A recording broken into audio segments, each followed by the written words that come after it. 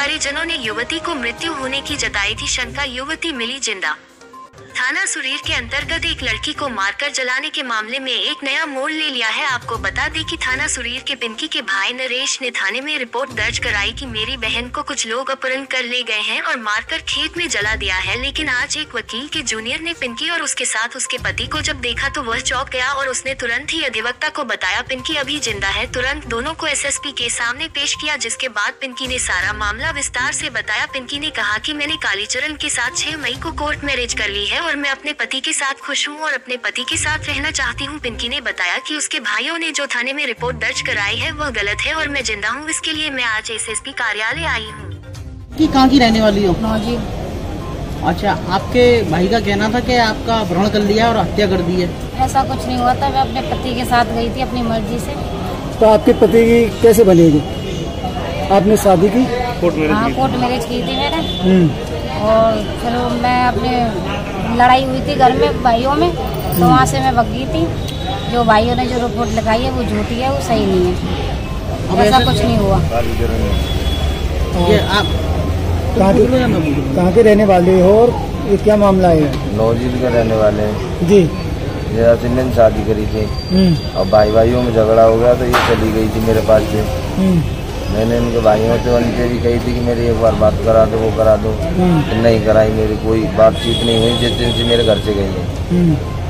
फिर इनका आप ही फोन आ जाता है 3 तारीख वाले दिन, कैसे मैं यहाँ परेशान हूँ, मैं घर से निकल आई हूँ रात को, तुम आ जाओ।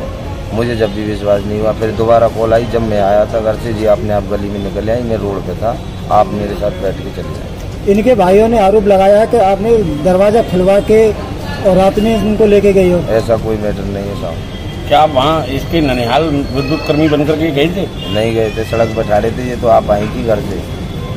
ये शादी कब की है आप दोनों ने? शादी तो हो गए 6 महीने से, 6 महीना से हो गए। तो जब से आपके साथ ही रह रही थी? हाँ, 3 महीना मेरे साथ रही है, 3 महीना उनके अपने माँ बापों के पास रही है। तो अब यहाँ पे कप्तान साहब के ऑफिस पे आए हो? हाँ। तो अपने आप को क्या लेके आए हो यहाँ पे? जो इनने कल से गज्जे डाली मरी दिखाई थी कि कालीचरण ने वो मार दिए, मेरे पास तो जिंदा है, वो मौके पे हैं। ऐसी कोई वारदात नहीं। जब इतने दिनों से आपका आपस में विवाद चल रहा था तब क्यों सामने नहीं आए? नहीं आई जी, नहीं आए। हम तो खूब बतरा गए, उनसे बात करा दो हमारी कैसे भी। क्या उनको बताया नहीं था कि ये आपकी बेटी जिंदा है या कुछ?